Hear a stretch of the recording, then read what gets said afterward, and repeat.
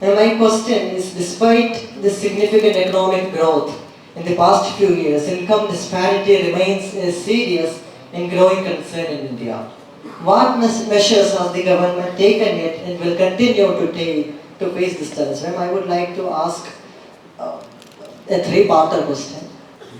Thank you very much for that question. It is important that we understand that the income disparity that we are talking about is a very important thing, because we do not want disparity become such a contentious issue, because every individual has got to find resources to run his family, to take care of his children and the dependents. And also, he should have the dignity of labor. The money that he earns should be sufficient to take care of his family. But nevertheless, there are support schemes that government announces, and not just this government, even earlier, every government has tried to supplement the income of people who really can't earn, for whatever reason, enough to take care of the families. Whether it is the public distribution through which you give them grains, whether it is certain subsidies that you provide for them, or you try to give them assistance to build their homes for which they can't put upfront money. So in all these ways, governments have tried to support.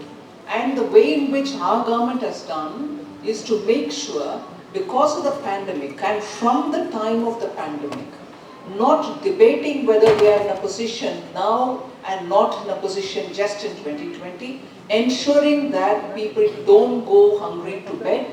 Everybody who deserves or deserve is determined on the kind of income that they earn, given food grains through the public distribution system. Not just enough, but sufficient so that they can make sure that they get enough grains to support their family. So what was given as the quantum determined by the Right to Food Act was doubled.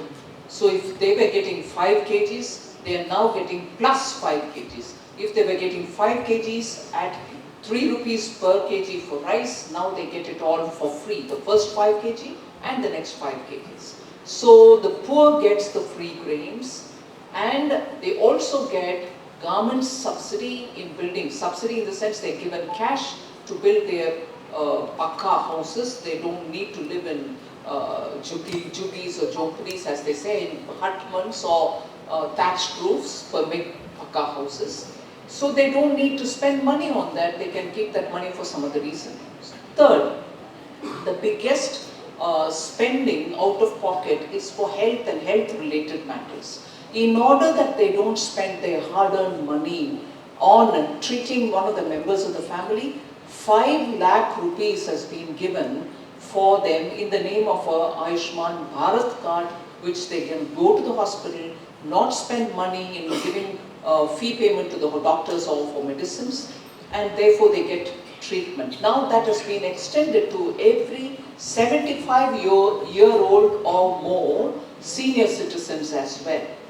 Together with this, the government has been running medical shops, which are, the generic medical stores. So the money spent on branded medicine and generic medicine being different from one another, in the sense generic medicines cost 1/3 of what the person would otherwise spend on his basic medical medicines that he needs to buy. So in these kind of ways, the government has been ensuring that, helping them by giving assistance where cash need not be spent and the government takes care of their expenditure.